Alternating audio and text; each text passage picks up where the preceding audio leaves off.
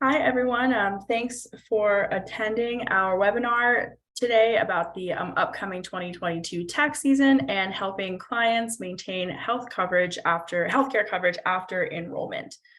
I'm Dori Molizanov. I'm joined today by from NASDAQ, and I'm joined today by Molly Tasso from the APTC Center.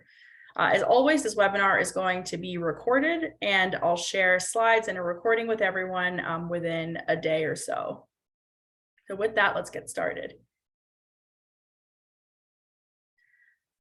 Here's a brief overview of today's topics. First, a refresher on premium tax credit reconciliation, along with some tips and tricks from peers. Then I'll talk about changes to coverage during the Medicaid unwinding process that's just getting started right now. And Molly Tasso from the APTC Center will share some best practices for working with clients through the Medicaid unwinding process. After that, we'll have some time for Q&A at the end. If you have any questions, please use the Q&A feature. You can use chat for comments or other information that you want to share with the group, but questions for presenters should be submitted using the Q&A feature. It says Q&A on it. It's got two little speech bubbles, and at least for me, it's right next to the chat function. The chat function would be where I will now drop that reminder text. So with that, let's get started. So first, let's talk about premium tax credit reconciliation. Here is the life cycle of advanced premium tax credits, or APTCs, that we will be talking about today. When clients apply for marketplace coverage, they may receive APTCs based on their estimated income, which is reflected as a discount on their monthly premiums. After they've enrolled, clients should report any changes to their household size or income so that their APTCs can stay up to date. This is important because if APTCs are too low, they're missing out on monthly savings. But if APTCs are too high, then they may owe the IRS money at the end of the year. And then finally, clients file federal taxes and reconcile APTCs. This is the process by which the IRS determines the amount of premium tax credit the client should have gotten based on their actual income. So I'll talk about this process now step by step. Well, at least the last couple. So here are some tax forms that you need to know about.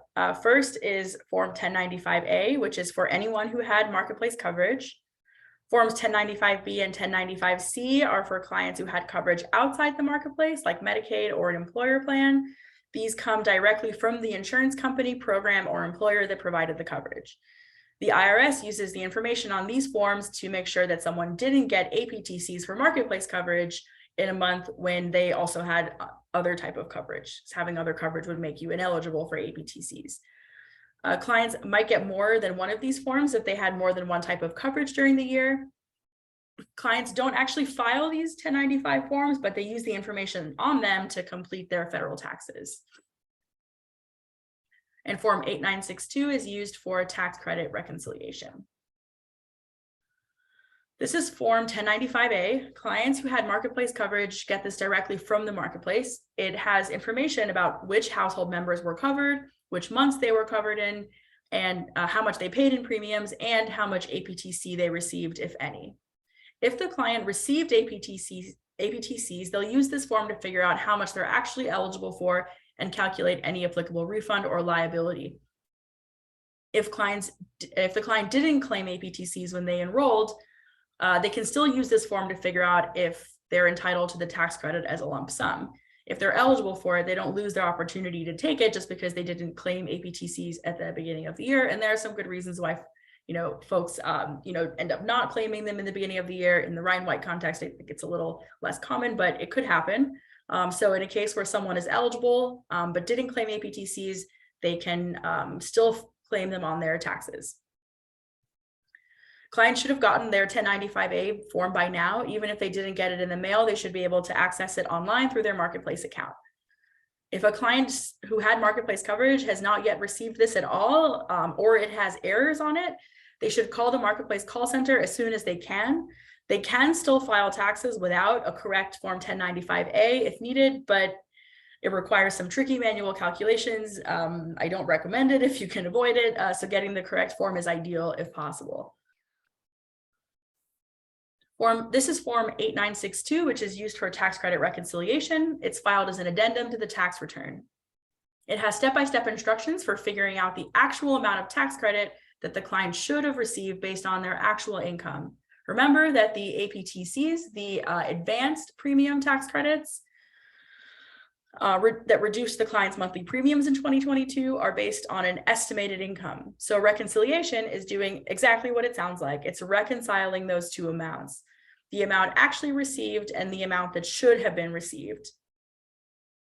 If APTCs received during the year are less than the amount of tax credit the client's actually eligible for, then they get a refund.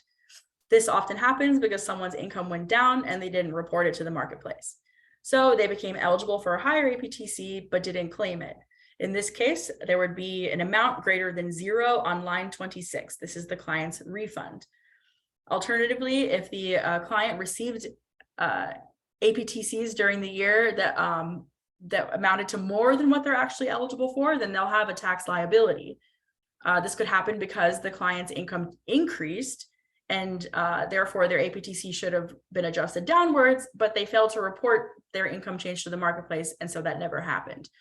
In this case, look to line 29. This is how much the client owes to the IRS. A question that I get fairly often is how can you parse out how much of a client's total refund or liability is related to premium tax credits and how much is attributable to other things? Form 8962, line 26 or line 29, as applicable, will tell you exactly that. After completing Form 8962, that information goes on either Schedule 2 or Schedule 3 of the federal tax return, depending on whether the client owes money or gets a refund. And that information then goes on Form 1040, which folks here everyone probably recognizes as the federal tax return form. The Affordable Care Act provides for APTC repayment caps based on income. So most clients who received excess tax credits will not need to repay that entire excess amount. Their liability is capped. Clients with incomes at or above 400% of the federal poverty level, or FPL, don't have a repayment cap.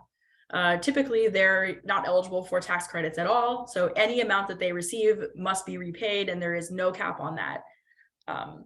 So that can be an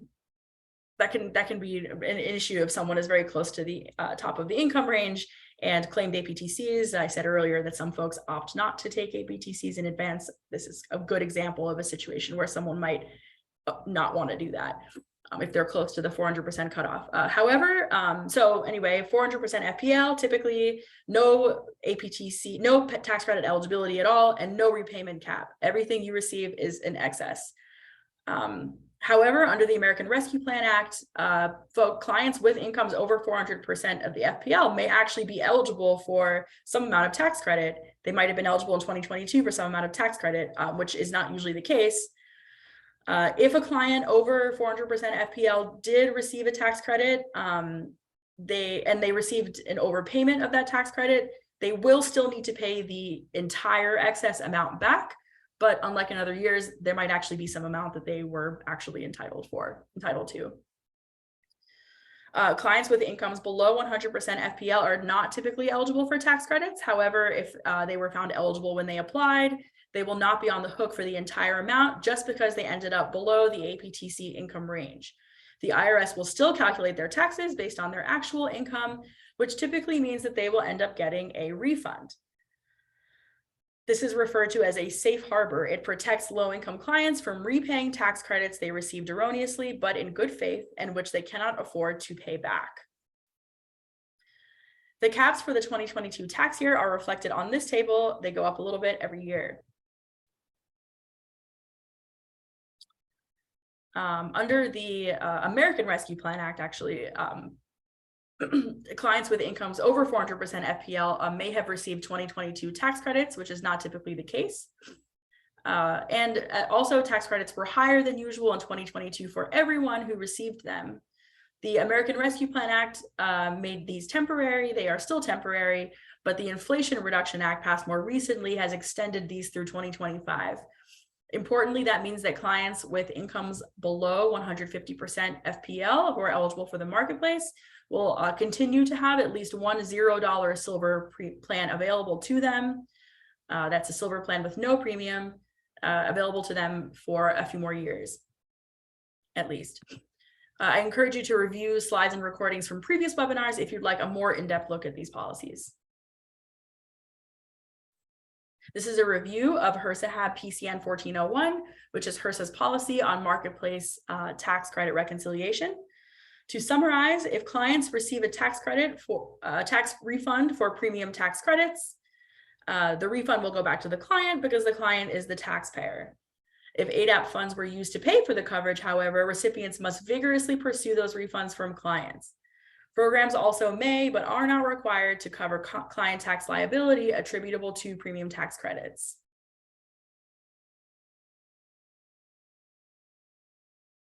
I know there's a lot of words on this slide. I will circulate everything though, so don't worry about capturing them all. The vast majority of jurisdictions providing Ryan White insurance assistance have policies and procedures in place for what needs to be done throughout the year and at tax time. These policies vary by jurisdiction, but here's an overview of some typical policies that we see. When the client applies for coverage, programs typically require clients to take the full amount of APTC they're awarded and educate clients on the need to file taxes and report changes throughout the year that affect eligibility. Things like changes in income or household size or eligibility for other insurance. After the initial application and throughout the rest of the year, programs continue to check in with clients about the importance of reporting changes to the marketplace to keep their APTCs accurate. And then at tax time, programs direct clients to tax resources if they need tax advice. Some programs opt to use Ryan White funds to offer tax prep services to clients, which is allowable under HRSA PCN 1602. And programs pursue tax refunds that clients receive, and jurisdictions that opt to cover client tax liabilities have policies in place to pay the IRS. Here are some tips and tricks that jurisdictions have shared with me, which can help facilitate smooth reconciliation and compliance with PCN 1401. Clients generally have to submit tax documents to ADAP, so ADAP knows exactly how much they're paying to the IRS or how much they're recouping from the client. So programs will often send clients a couple of letters throughout the year, reminding them about the tax filing requirements and what clients must submit to ADAP and the deadlines for doing that. Asking clients to file their taxes and get those documents to ADAP as early as possible has proven helpful for a lot of programs. It helps ensure that ADAP can make payment in time for the tax filing deadline. If the timing does not work for ADAP to make full payment in time for April 18th, there are a couple ways for the client to avoid paying a late filing penalty. The client can make the payment themselves if they're able to, or the IRS might automatically deduct it from their total tax refund. ADAP, of course, cannot reimburse the client. However, ADAP can make a duplicate payment to the IRS, which is something that a number of programs have reported doing in this kind of situation.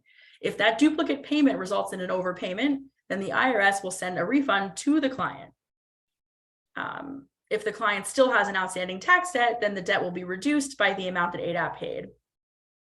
If the client can't afford to cover the liability and wait for ADAP to make a duplicate payment, then the client can set up a payment plan with the IRS and start making small payments right away. Once ADAP makes its payment, the client's payment plan will be adjusted accordingly. The IRS does not charge fees for setting up a payment plan if it's under 6 months. Even if the client needs a longer term payment plan, it costs about $30, which could still be much less than the IRS late fee. And there are also options for lower income clients to possibly even get that fee waived, the payment plan fee waived. Clients who have a lot of other debt in addition to tax credit liability might also consider a payment plan because, of course, ADAP is unable to help with any other amounts due to the IRS other than the amount that's attributable to the premium tax credit. Programs have also reported that they send clients documentation that the payment was made to the IRS. And if ADAP is pursuing a refund from the client, but the client cannot pay it up front, ADAP can set up a payment plan. This is something that a number of jurisdictions have reported having done. There are a few ways to make payments to the IRS. If paying online with a bank account or a credit card, make sure to use the client's information since the client is the taxpayer and the payment is being made towards their account. More information about these two different options is available at the link here, which you'll have access to and circulate the slides. If payment can also be made by paper check, IRS Form 1040V explains how to do that. I thought I would cover this for everyone today because I've gotten a number of questions from you all recently about paper check payments to the IRS. So the 1040V is what you need for this. It explains exactly how to prepare the payment, where to send it, etc. A few notes: the IRS does require a social security number or a taxpayer identification number to be written on a paper check. This allows them to know who the payment is for. So it's important to make sure that this is done in compliance with your agency's HIPAA policy. You don't have to write on the check that this is for premium tax credit liability. The IRS will just credit the client's account for the money that is paid. So it's kind of like when you make a payment towards your credit card, it doesn't knock individual charges off your bill. It just reduces your total balance accordingly. And it's not necessary to like direct those payments towards a specific item on your bill. That's kind of how the tax bill works too. It's all of the different sources of liability are kind of put together into one amount due. Form 1040V tells you exactly what should be written on the remittance to make sure the payment is applied properly. And programs have shared and in fact stressed that individual checks for each client are better than making a bulk payment. Bulk payments carry a greater risk that the IRS will apply the payments incorrectly. So that concludes taxes for the time being. And now we will dedicate the rest of this webinar to an issue that's been on everyone's minds, of course, the end of the Medicaid continuous coverage protections and what it means for clients who have Medicaid. First, some timeline reminders. The Medicaid continuous coverage provision is no longer tied to the COVID-19 public health emergency. Instead, Medicaid programs can resume processing disenrollments on April 1st. But Medicaid must first complete a renewal for each enrollee. I have a lot of information in other prior webinars about diving into the nuts and bolts of what this looks like and what the client protections are. So I invite folks to review those and reach out with any questions after the webinar if you'd like to discuss further. So states have some flexibility about when they start their Medicaid unwinding process. It's a 14-month process from start to finish, which states can begin in February, March, or April of this year. So some states have already started. States that began processing renewals in February must initiate all renewals by the end of January 2024, and they have until the end of March 2024 to finish their caseload. That's pushed up by a month or two if the state starts renewals in March or April. All renewals must be initiated by March 31st, 2024. And all renewals must be complete by May 31st, 2024. So when I say initiate a renewal, I mean starting the process of checking available data sources and sending renewal notices to clients if needed. When I say complete a renewal, I mean finishing the entire process and finding someone eligible or ineligible for Medicaid. So states will be, initiating renewals gradually over the course of this entire period. They're encouraged, and I expect all will stagger those, so March 31st, 2024, in any case, is the latest by which all those renewals must be initiated.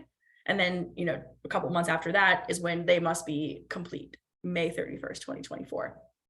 If your state has a 90-day renewal process instead of 60 days, the start and end months you see here don't change. It's still a 14-month process, but the first terminations might not occur until May. Regardless of the timeline that your state chooses, April 1st is the earliest day that someone could be terminated from Medicaid. I'll include a link in the follow-up resources that can help you locate your state's renewal plans, not just the timeline, but also your state's plan for how it will distribute its caseload over the entire 14-month unwinding period. According to recent estimates, more than 17% of people on Medicaid could be disenrolled between April 1st, 2023 and May 31st, 2024. So that's a mass disenrollment of potentially 15 million people in a 14-month period, which really is unprecedented and staggering. Of those estimated 15 million people, 6.8 million of them are predicted to still be eligible for Medicaid. These are procedural terminations, people who lose Medicaid because they fail to comply with the process. A lot of people haven't been in contact with Medicaid in a long time, possibly even for years. So there's much greater risk that Medicaid won't know how to reach them to renew their coverage, thus leading to a procedural termination. So making sure that clients update their contact information with Medicaid and their managed care organization, or MCO, remains one of the most important things that programs can do to support clients right now. And of those 15 million estimated to lose coverage, 8.2 million are predicted to lose Medicaid because their circumstances have actually changed and they're actually no longer eligible for the program anymore. The most common reason for this will be a change in income or household size. Their income went up at some point during the pandemic, or since the pandemic began, or it currently is over Medicaid cutoff, but they've kept Medicaid because the state could not disenroll them, and now their eligibility will be kind of corrected in accordance with pre-pandemic eligibility rules or current eligibility rules. So we're going to focus on this latter group today, people who lose Medicaid because they're no longer eligible.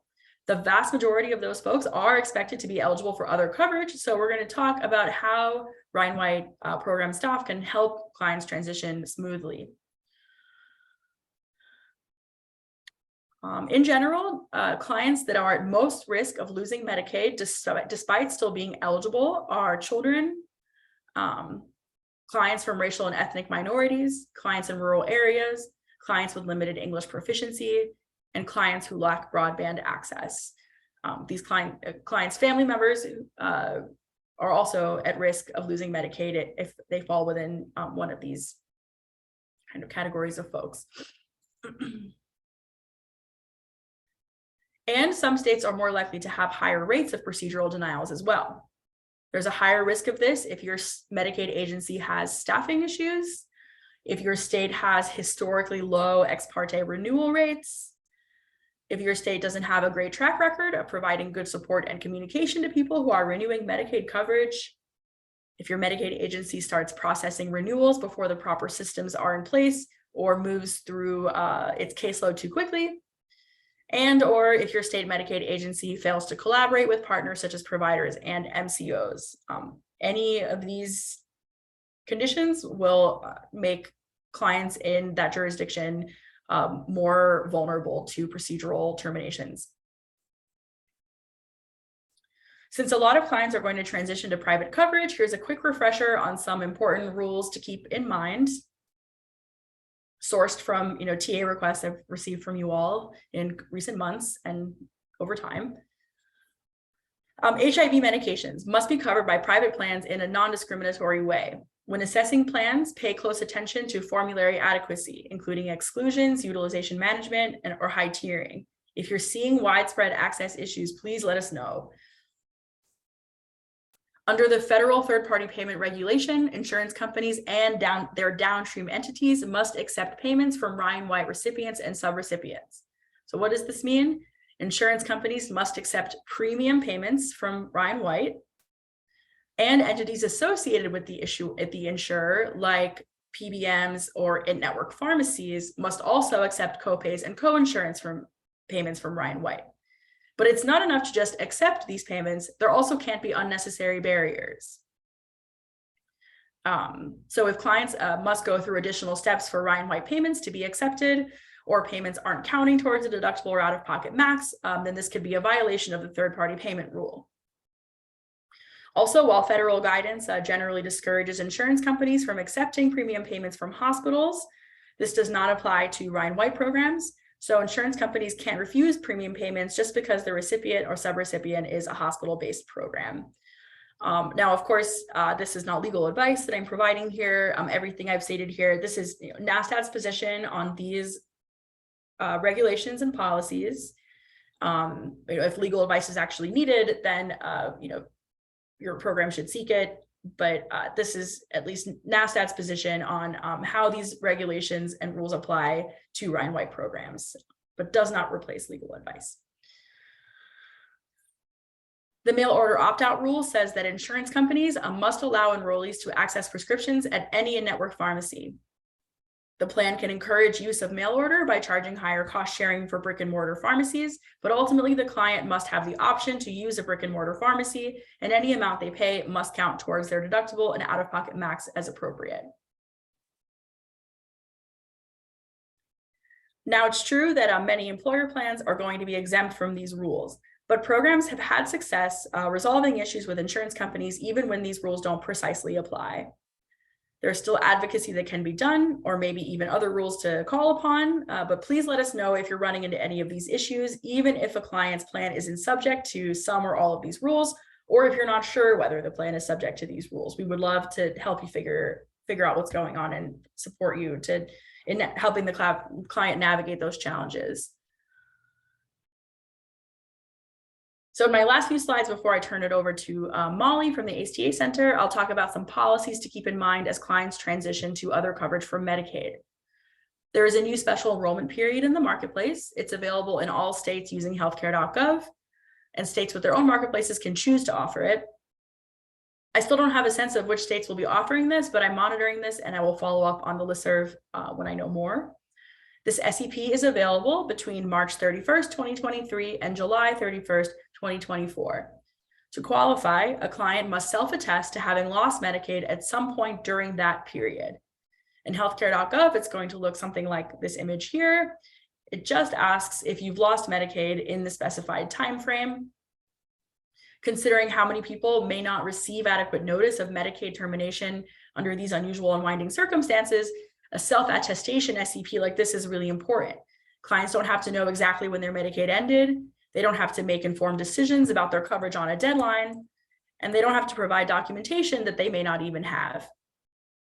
If a client loses Medicaid without realizing it, and they're not eligible for employer coverage or Medicare, this SEP is a good way to get the client assessed for affordable coverage options as soon as possible. Maybe they are still eligible for Medicaid after all, or maybe they're eligible for financial assistance through the marketplace. The main limitations on this SEP, at least that I can see so far, are that it's not available for off-marketplace plans, absent a state law to that effect, and state-based marketplaces don't have to adopt it at all. To use the loss of coverage SEP, on the other hand, the client would need to know the date of their Medicaid termination, and they would need to apply for marketplace coverage no more than 60 days after that. They also need documentation that they lost Medicaid, like a termination letter. But this just isn't going to work for everyone in these unwinding circumstances. However, the loss of coverage SEP is still useful in some situations. If a client knows that March 31st is their last day of Medicaid and they have documentation, they can apply for April coverage now. They don't need to wait until March 31st when the unwinding SEP opens up if they're more comfortable getting a head start on the process, today. And I have a feeling that March 31st is going to be a busy day at the marketplace call center. But and additionally, if the client waits to apply in April, even on April 1st, their coverage won't start until May, because coverage, when you apply through an SEP, will always start on the first day of the month after you choose a plan. So doing it on March 31st or before March 31st, if someone is kind of ready to do that, there's no reason why they shouldn't, and it might even be advantageous. And of course, if your state isn't offering the unwinding SEP, then the loss of coverage SEP is going to be really important. Hopefully there'll be more information soon about which states are going to be adopting the unwinding SEP. And clients with incomes below 150% of the FPL can enroll or switch plans once per month. This is called the low income SEP, and I've talked about it on previous webinars. It's available at this point in most states, even though it's optional for state-based marketplaces. However, some states with their own marketplaces, with their own state-level insurance affordability programs actually don't need this SEP because there are already options for this group. So, like, for example, New York and Minnesota have a basic health plan. This SEP could be especially important in states that don't adopt the unwinding SEP and also, don't have other coverage options provided at the state level. So if there's no unwinding SEP and there are no coverage options, other coverage programs at the state level, at least some of those clients will be eligible for the low income SEP instead, if they are within the income range. There are no documentation requirements for this one as well. The clients just have to self-attest to having income within the specified range, and they can enroll or switch plans once per month.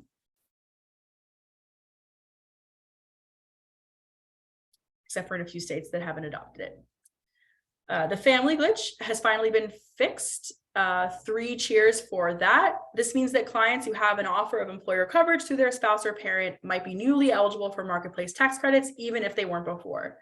So if a client has an extremely expensive dependent coverage, it may be worth screening them for marketplace coverage again, even if they were denied tax credits in the past.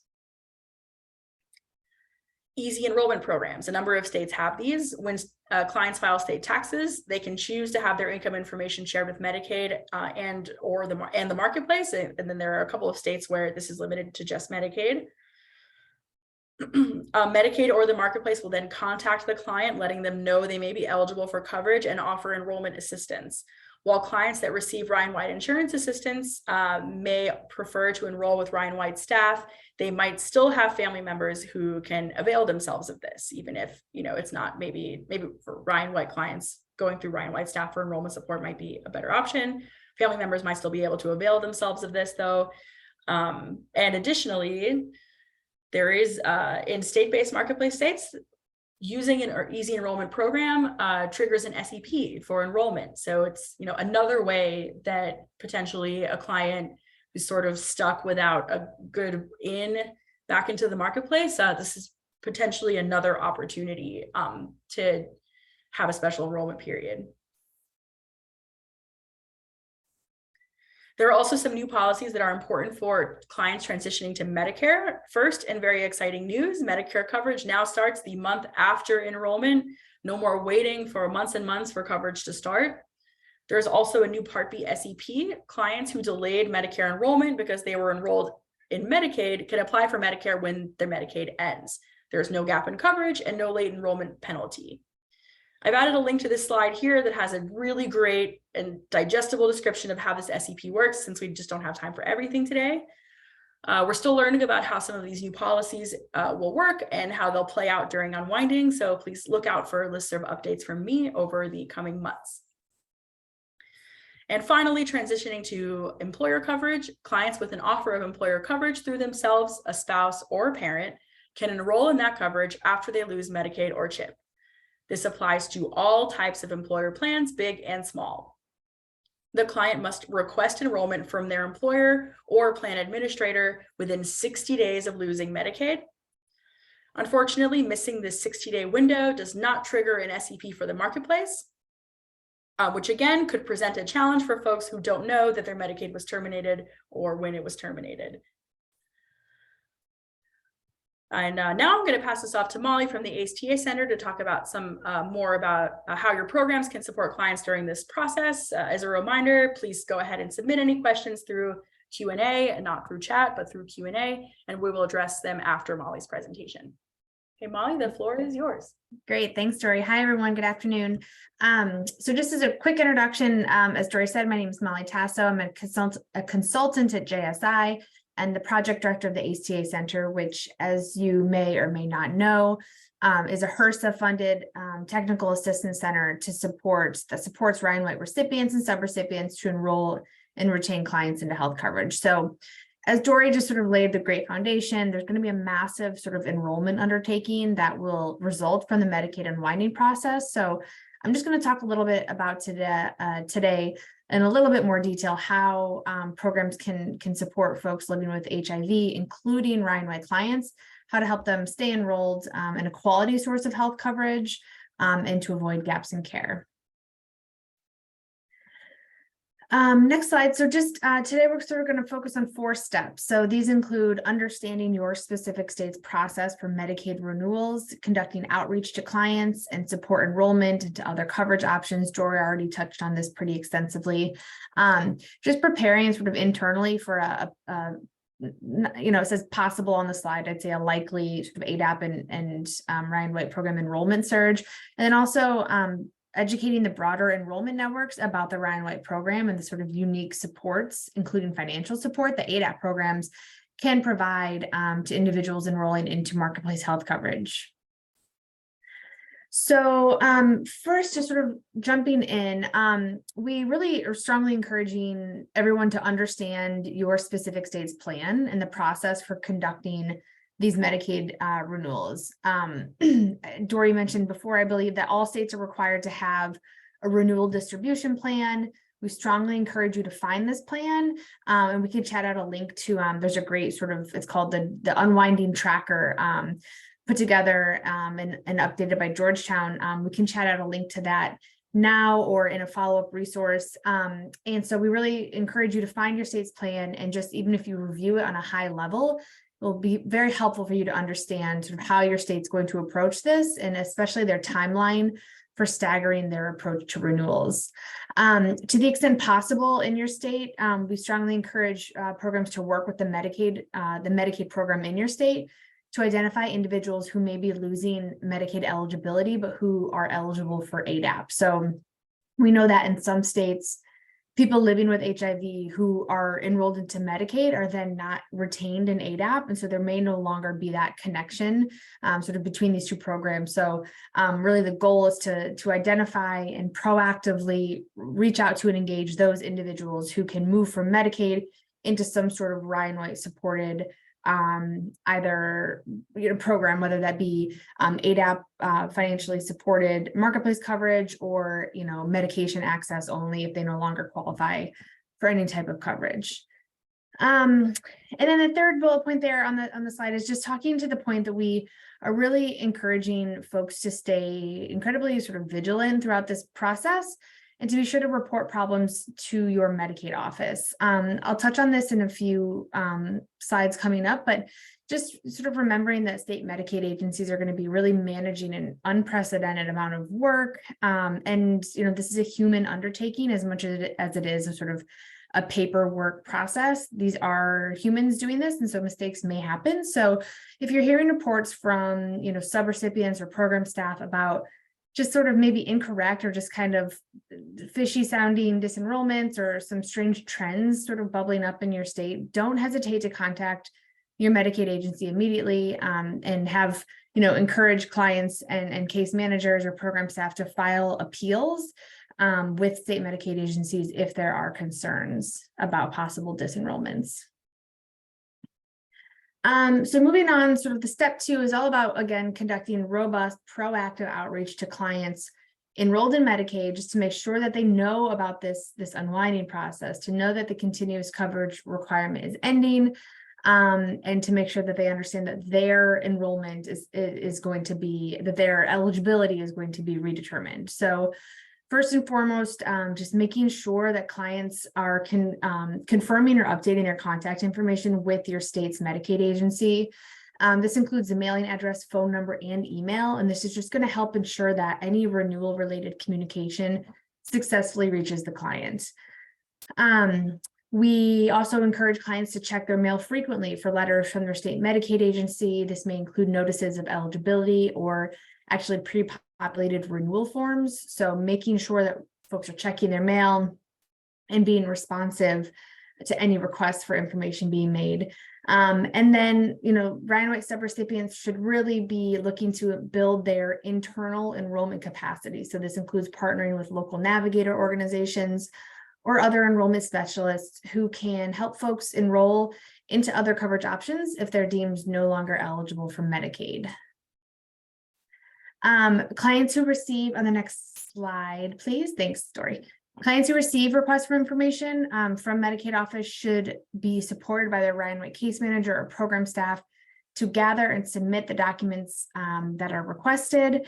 And again, the Ryan White program should support enrollment into new health coverage types as needed. This is a reminder that this includes, when we talk about other sort of comprehensive health coverage options, we're talking about employer-sponsored insurance, marketplace, other individual health insurance plans, or Medicare coverage. On the next slide is just sort of circling back to my point earlier a bit about just emphasizing that this unwinding process really is unprecedented and will be a massive undertaking. And so Again, just being, mindful that mistakes may be made and there may be scenarios in which a person is disenrolled inaccurately. I will say, the ACA Center, we hosted a webinar last week for about 500 Ryan White case managers and program staff. And we really strongly encouraged sort of strong oversight of this process and urge staff to report issues or concerns sort of without hesitation. So if maybe you all on a program level are hearing sort of about some trends, some sort of themes that are emerging on the ground that don't seem right or don't, maybe don't seem fair. Again, maybe you can, as an organization or as a program, could sort of act as the collector and then sort of pushing that information up to your state Medicaid agency. Just again, making sure that they're aware of how this is playing out on the ground, all with the goal of reducing the likelihood or the possibility that someone's slipping through the cracks and coming out of this maybe eligible for coverage, but not being connected. So moving on, so the next step really involves sort of assessing and building internal program capacity to support the surge in enrollment needs for Ryan White clients. So your programs may want to consider hosting trainings for all subrecipient staff, especially newer staff who may not have maybe been around or on staff for an open enrollment period and who may not be super familiar with what this sort of process looks like. So, providing that training on a state level, I think is a really important way and helpful way to build that capacity. Another thing that we encourage is for subrecipients to consider adopting flexible schedules to support enrollment to clients before or after normal working hours. We've heard in the past, especially during busy open enrollment periods, we've heard that's a pretty successful strategy to catch folks who just don't, have a flexible 9-to-5 schedule and who might need something earlier or later in the day. And then if subrecipient organizations aren't able to build or support enrollment activities internally, they should be strongly encouraged to identify and establish partnerships with local external enrollment assisters. Next slide. So just as a quick reminder sort of what this landscape of external enrollment partners looks like. So we're talking about certified application counselors, navigators, agents or brokers, and SHIP counselors. And these may be funded individuals or maybe not funded individuals, but they may be sort of housed within a subrecipient's larger organization or a health center, or they may be located at a partner organization in a community. And then SHIPs are a really great resource, and they provide enrollment support for Medicare eligible individuals. They're highly trained and very knowledgeable about enrollment into Medicare. So each state has a SHIP program, and we strongly encourage Ryan White programs to identify what that SHIP program is in your state and to make some connections there. As we know, the population of Ryan White clients is aging. And so, the need for more assistance transitioning into Medicare will just continue to grow. So maybe this is a good opportunity to identify that person in or that program in your state and reach out to those folks and see how your programs can work together. And then on the next slide, that's sort of all to say that Ryan White's, the Ryan White program shouldn't think of all the enrollment work as necessarily falling on your shoulders, but there is a responsibility and a need to educate the external partners on the unique care and coverage needs of people living with HIV.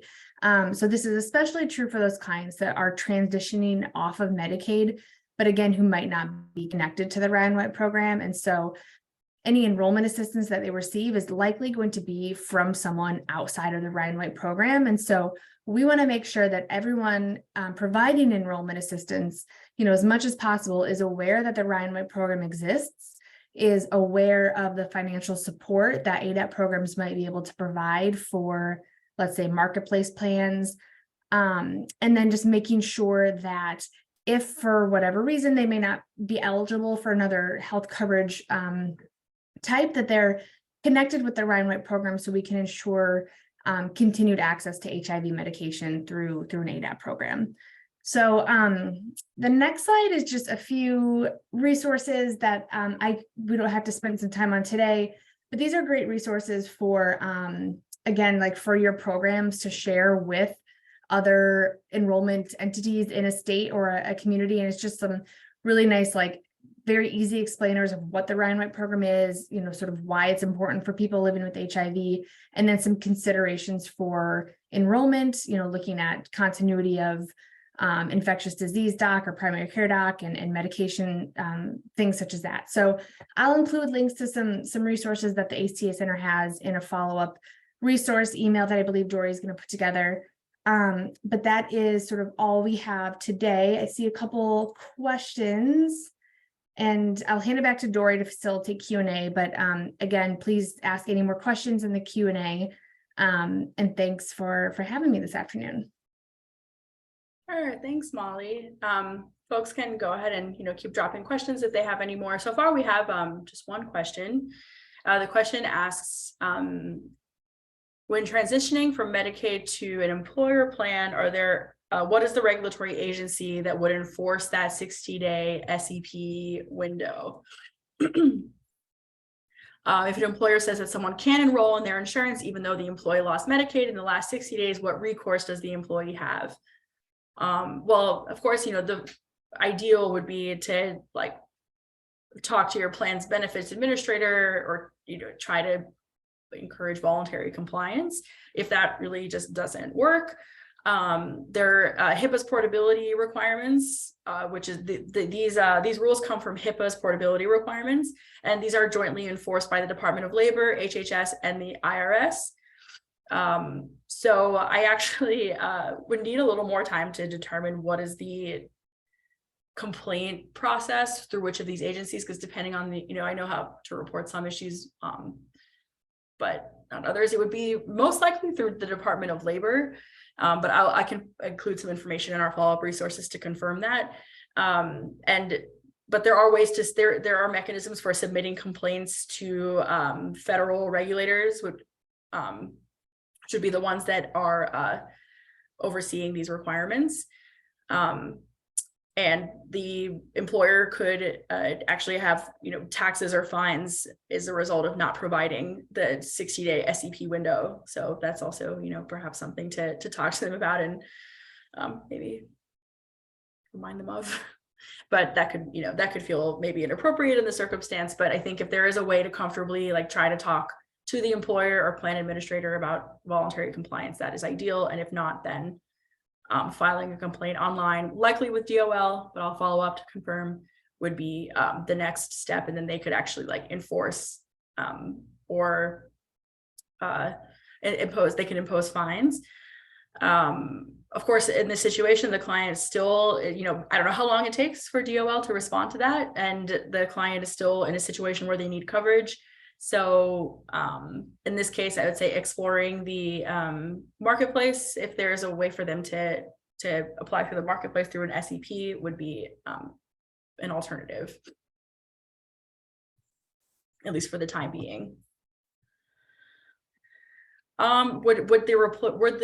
Someone kind of followed up with, would this go to the state office of the Commissioner of Insurance? So because I think typically, insurance, there are some insurance plans that are not regulated by state insurance departments, at all, and only are subject to federal oversight, certain types of employer plans. However, when it comes to HIPAA requirements, those would be under federal oversight as well, because this is a federal law.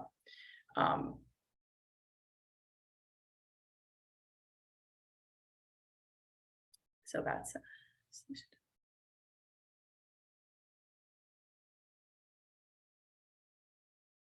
well, we have some more time left for questions. If folks have anything else they'd like to ask, or comments are also welcome. Anything folks want to share with the group. And then here on the following slide, I'll put our contact information for myself and Molly. Feel free to reach out with any additional questions. I'll be following up, like I said, with some additional resources, and look out for information from me over the coming months on the listserv. I'll be keeping everyone apprised of updates, changes, things to add to the things we talked about today. Like I said, some of these policies are still pretty new, and there's still some gaps in our knowledge in terms of how things will be enforced, how things will play out during these unusual circumstances, and what additional policies might be implemented to protect folks in these circumstances. So keep looking out for information from me. And I am, bear with me for 1 second, because I was meant to, before everyone goes, I'm going to drop a survey into the chat. Just bear with me for a second. If you could save it in your browser, and please complete it after the presentation. I was meant to have dropped it a little earlier. My apologies. But here it is. It's going into the chat now. And if folks don't mind, completing it after this webinar is over, I would really appreciate it. And yeah, I can stick around for another minute or two to see if folks have any more questions. And if not, then we will let everyone go a little early.